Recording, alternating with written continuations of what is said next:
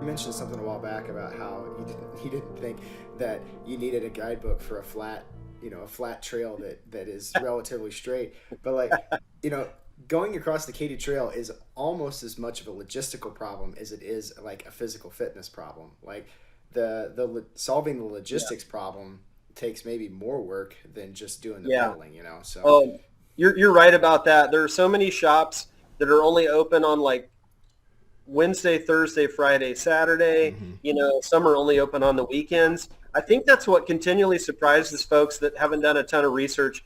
They think they're going to pedal into town and they're so used to that 24/7 culture of like everything's always going to be open and there yeah, to cater to them. And if you're not careful, you can really end up in a bad situation because you got to plan ahead.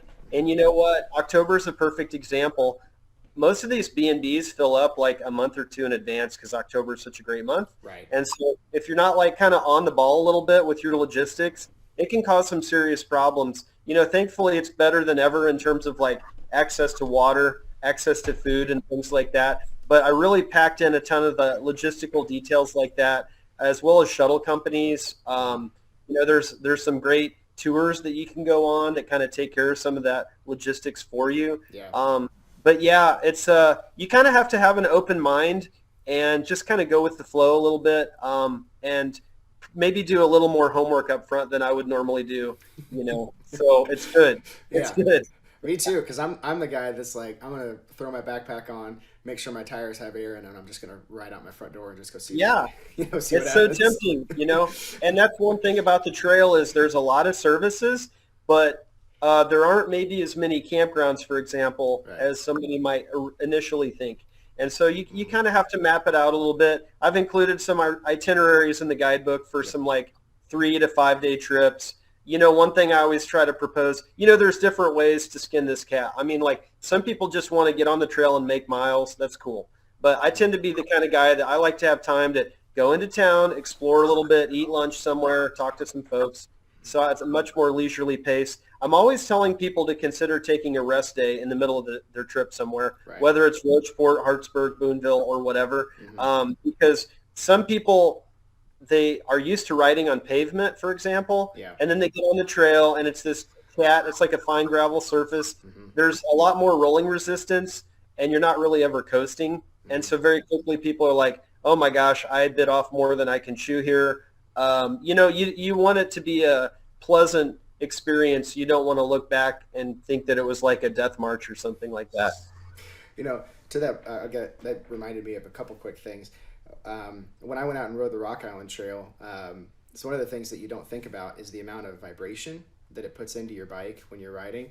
And I rode an hour out and an hour back with a friend of mine a couple months ago, and by the time I got back, my hands were numb, just from Oh man. from the vibration. It's like Yeah. every once in a while you gotta take a minute to get off your bike and kind of shake your hands out just to kind of get, because it takes a little while to get used to. One of the things that you said, I think with the driftwood guys, you made a comment about doing spoke tours, I think was the term that you used, or something to Yeah, that yeah, effect. And yeah. basically you drop into like Rocheport and then go one direction or the other from there. And the other thing that I had not thought about that you mentioned that I was really good idea is taking a like a trike or a recumbent and Oh touring yeah. with the recumbent, because like man, Absolutely. recumbent on flat, flat Katy Trail would just be, that'd be a blast. That'd be so Yeah, much that's fun. where it's at. That's where it's at for me, really, to be quite honest. I mean, I'm old school. I've got an old mountain bike, and I've done the trail end to end on that thing multiple times. But the last day, I'm just like in pain. The risks and Right, everything else. right. Which I'll mention right here. One of my little cheats is I'll bring two little pieces of that insulation that you put on hot water pipes. Okay.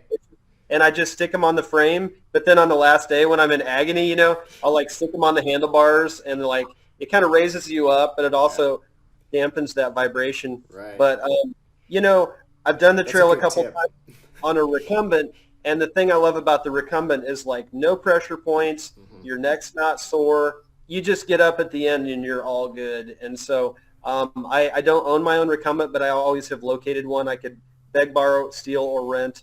And I never regretted that decision at all. It's perfect for the Katy Trail, that's for sure. Yeah.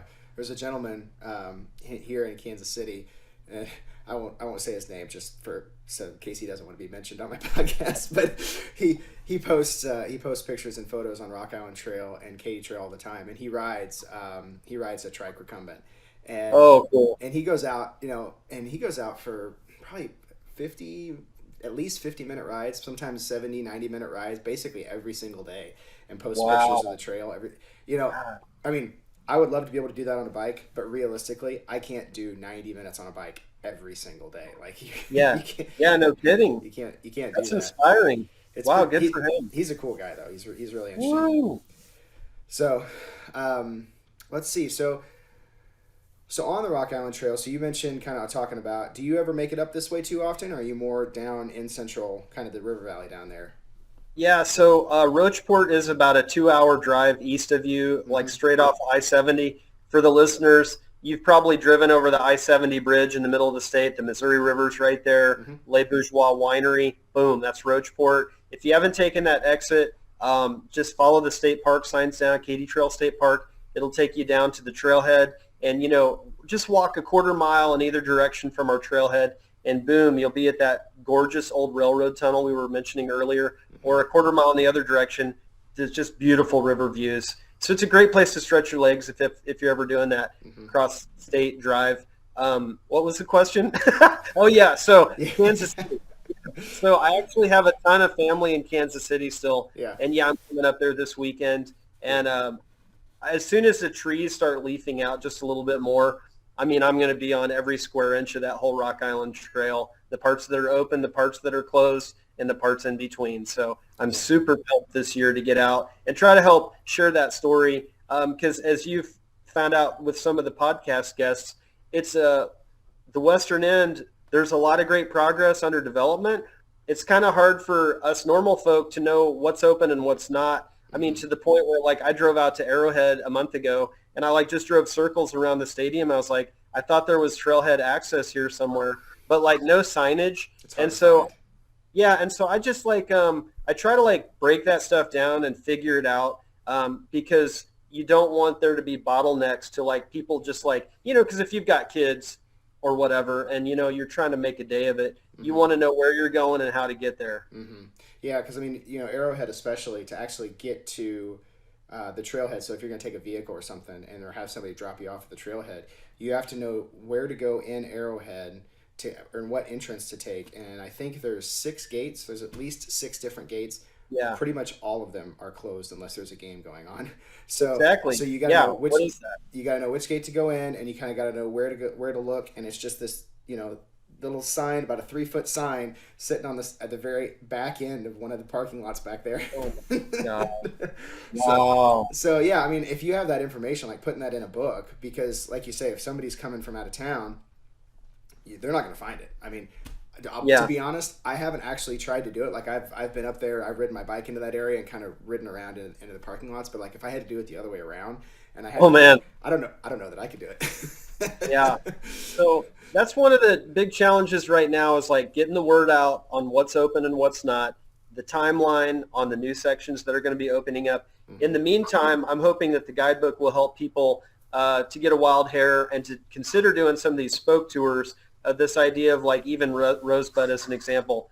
Get the bikes, do it overnight, and just park in town, explore in both directions. Yeah. I mean, the bed of the Rock Island Trail is there.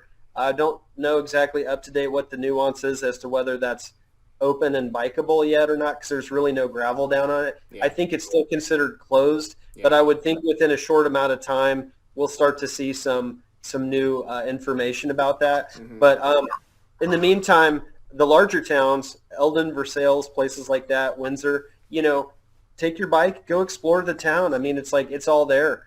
So why not go check it out? Yeah, that's really cool too, because over the course of my life, I've lived here in Missouri my whole life, and you mentioned Eldon, and you mentioned a few other towns, and they kind of like click little memories in my mind. You're like, oh, I have been to that town. Man, it's been ages since I've been to that town. But oh, that's going to be connected to Rock Island. I didn't know that. That's cool. So that's interesting. Have you? Yeah. Go ahead.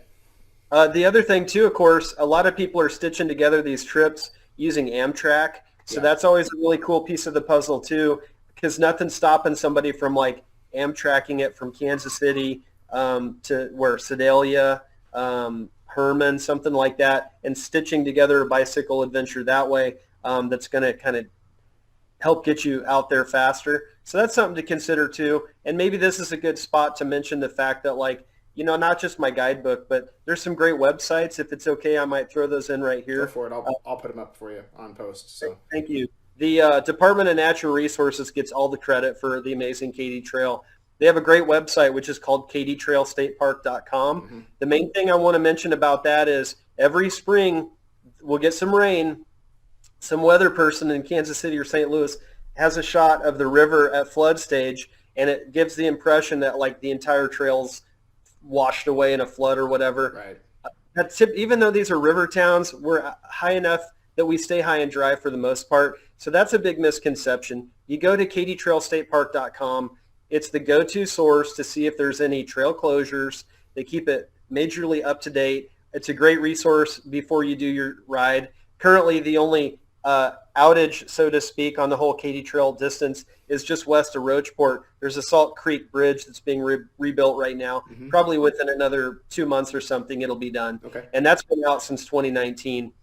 So the first website I wanted to mention is katytrailstatepark.com. Another one, of course, is bikekatytrail.com. Mm-hmm. Another great resource. That does list a lot of services. There's a great forum on there as well. And I'd say as good as anything anymore is all the Facebook groups. If you're on Facebook, you can search these different groups. Just type in Katy Trail. It's going to pull up 2 or 3 of them. And then do the same thing for the Rock Island. It'll pull up 2 or 3 of them. Start following those.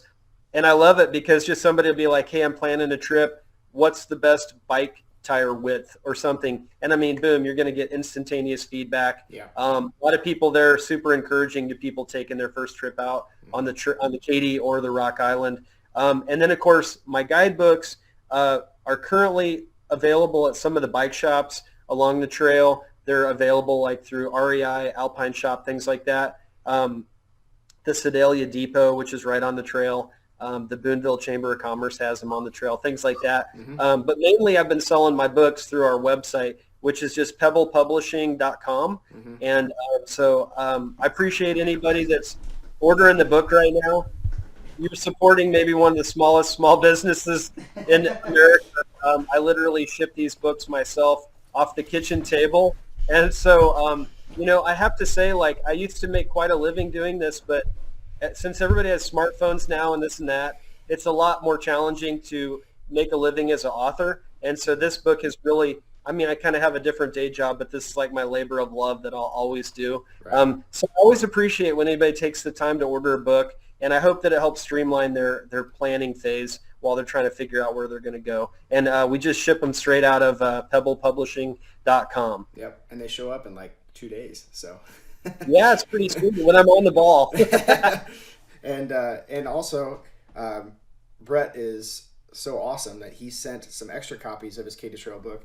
I've got, let me see. So I've got a copy of his Wine Country book that you've seen from him earlier, as well as his a couple copies he sent of his Nature Trail book. And I'm going to be giving these away, mailing these out to listeners of our podcast. So if you follow and share a podcast some point in time after I release this, you share it, and then I'll be picking somebody randomly to get some copies of Brett's book. So then you can go take your first Katy Trail ride. Hey, that's fantastic. Thanks for doing that. I appreciate it. Yeah.